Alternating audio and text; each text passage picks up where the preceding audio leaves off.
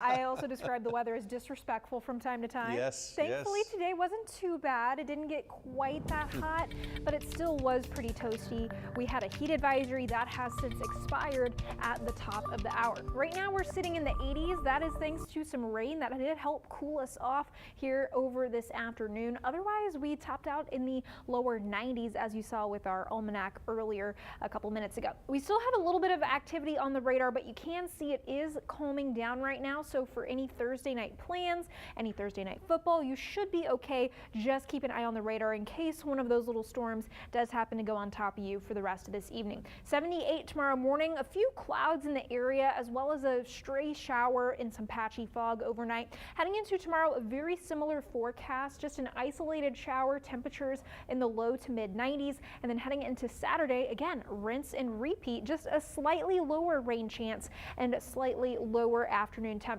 So a very consistent weather pattern here for the next couple of days, and that is thanks to high pressure building over the state of Texas. It's not necessarily a huge one like we see during the summer, but it is enough to keep us warm and relatively humid.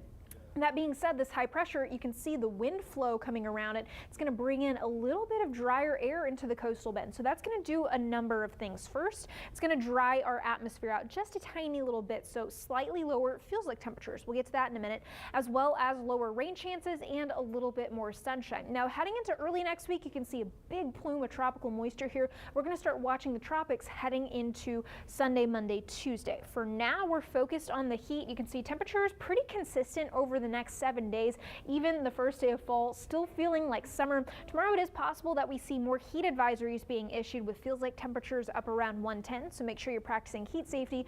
But with that lowering humidity in the atmosphere, you can see it's going to feel a lot nicer heading into this coming week. So tropics, couple areas of interest out in the central Atlantic, the remnants of Gordon. That and another area of interest have a low chance of development, but what we are focused on is this area of interest in the Western Caribbean. It's got a medium chance of development, but there's a lot of unknowns at this time. First and foremost, if something develops, does it develop at all? And if it does, where does it develop? We've got this whole big area here in the Western Caribbean over the Yucatan and into the Bay of Campeche. The second thing is that high pressure. Where is it going to set up its position and how strong is that going to be? For now, we have seen a trend of that high pressure moving over to the east a little bit, so that does open up the Western Gulf a little bit more. That being said, the system hasn't formed yet. Computer models aren't the best when a system hasn't formed just yet. So we do need to wait and watch and see. Something for us to watch, not worry about so far.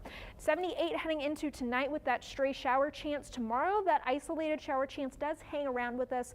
Feels like temperature up around 110. It's going to be quite hot tomorrow. But the nice thing is with a lot more sunshine, we also get those slightly lower feels like temperatures thanks to the drop in humidity with that high pressure in the upper levels of the atmosphere. So like we've been talking about, this is our version of fall, South Texas fall for now. Yeah, okay. Well, if that's the best we can do.